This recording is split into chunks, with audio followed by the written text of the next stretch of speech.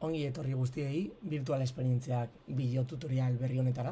2024 urte honetan egin ditugun VR jardunaldiak betetzeko gaur bideotutorial berri batekin gatoz, azaltzeko pixkat nola ekoiztu errealitate virtualeko bideo bat. Gure kasuan egingo duguna da benetazko bideo bat esango dugu. Ez dugu ez 3D, ez espazio virtualik sortuko, baizik eta erabiliko dugu benetazko bideo bat grabatuta dagoena gure kasuan GoPro Max dispositibo batekin. GoPro Max dispositibo honek egiten duena da grabatzea inguru osoa. Hau da, 360 graduak grabatu, bi kamerei esker. Eta horrela, lortzen du sortzea bideo envolvente bat, non berdin dion nora begiratzen duten objektiboak, zen eta kameraren inguruan dagoen espazio guztia grabatzen da. Tutorial hau egiteko egin genuena izan zen grabatzea parapente saio bat. Egin genuen Fangaloka lagunei esker sopelan.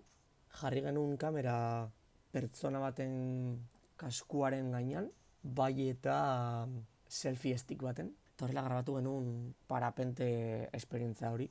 Guk gaur bideo tutorial honetan egingo duguna da bideo hori landu.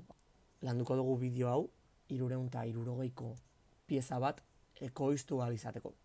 Bale, hasiko gara bideoa lokalizatzen, hau da, artxiboak. Gure kasuan dago gordeta, hementxe, parapente.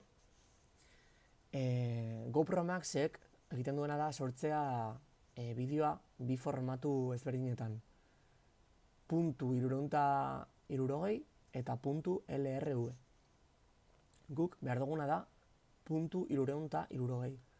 Hau, irekitzen badugu GoPro Player aplikazio bereziarekin ikusi ahal izango dugu bideo osoa, eta ikusi ahal izango dugu nola grabatu zen dana 360 gradutan. Eta mugituko aldu dugu, pantalla, leku guztietara, ikusteko pixkat zer grabatu zen. Baina bideo formatu hau ez da unibertsala, ez da estandar bat. Beraz, zer egin behar dugu? Formatu hau aldatu, Premiere edo Final Cut edo horrelako programetan ingestatu ahal izateko. Programa hau irekita, GoPro Player, guk MacBook Pro baten egiten ari gara, baina dozein sistema operatibon egin dezakezue, bai Windows, bai Linuxen bai dauzela programa hauek, ez dakit. Zer ingo dugu orain, joango gara artxibo eta exportar como personalizada. Guk personalizada jarriko dugu HB64 dela, bakizue dela formatu unibertsalena, eta tasa de bits jarriko dugu maximum izateko kalitate handikoa. Ezarpena berzietan markatuta utziko dugu mundo fijo eta alineación con el horizonte. Horrela lortuko dugu kamera beti leku berbertara begiratzea eta ez mugitzea, beraz ikusleak ez da mareatuko bideoa ikusterakoan. Behin hau dana aukertuta izan da, nago diogu siguiente, eta gordeko dugu nahi dugun karpetan. Guk parapente amentze izango da, guardar. Orain hemen ikusiko duzue nola jartzen duen esportando. Bideoa esportatuta dagoenean, ireki halko dugu Premiere Pro programarekin, bai eta Final Cut eta beste programa batzuekin. Beraz, ointxe bertan jarrituko dugu bideoa esportatuta dagoenean.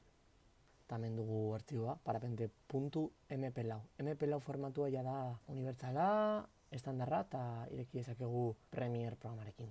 Hau da, Premiere Pro 2025, baina berdin dio, beraz, sortuko dugu proiektu berri bat, izendatuko dugu VR eredua.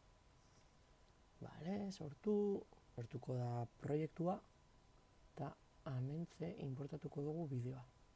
VR parapente.mp4. Botako duguna, eta egin behar duguna da, efektuetan, bilatu VR, eta jarriko du proyección VR,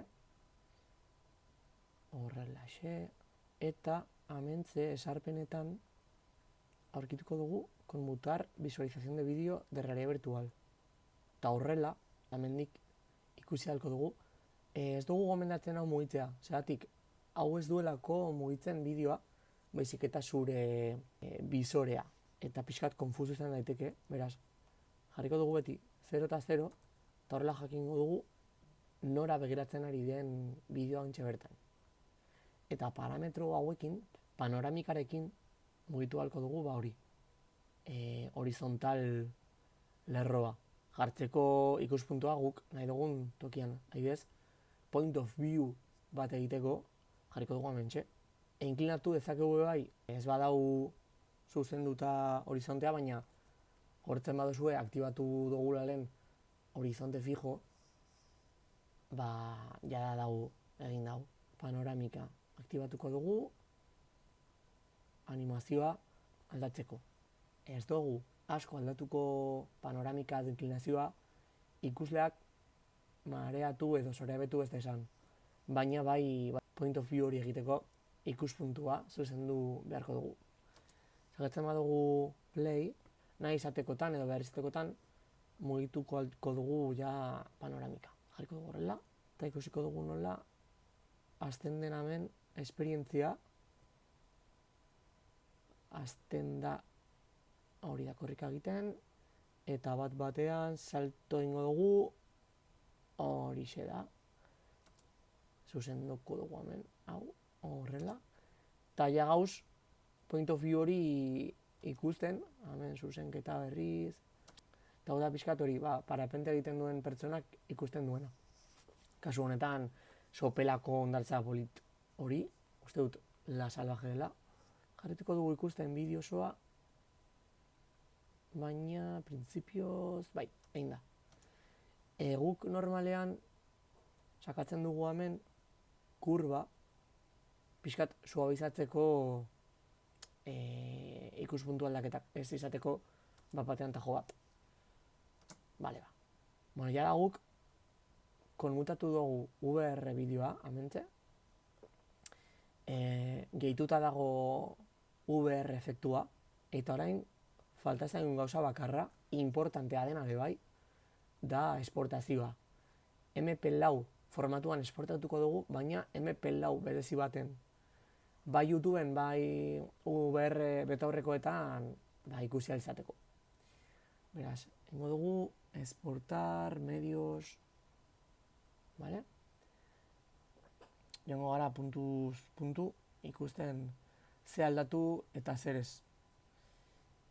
Kasu honetan, sakatu behar dugu pestainatxo hau, bideo hau errealitate virtualekoa dela markatzeko, eta fotogramak monoskopikoak izango dira.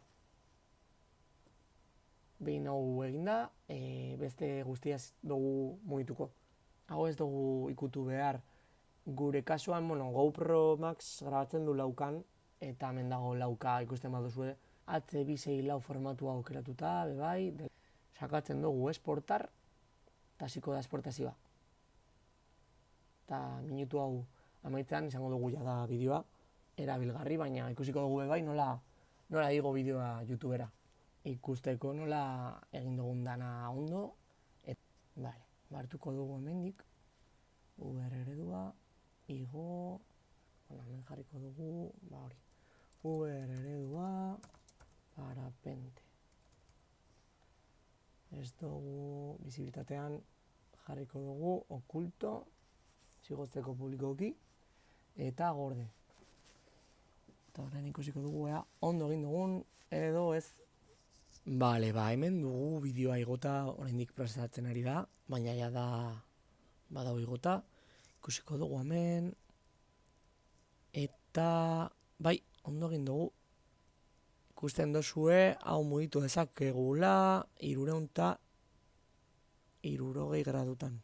Errealitate virtualeko bideoa sortu dugu, editatu dugu, esportatu dugu, eta igo dugu YouTube plataformara.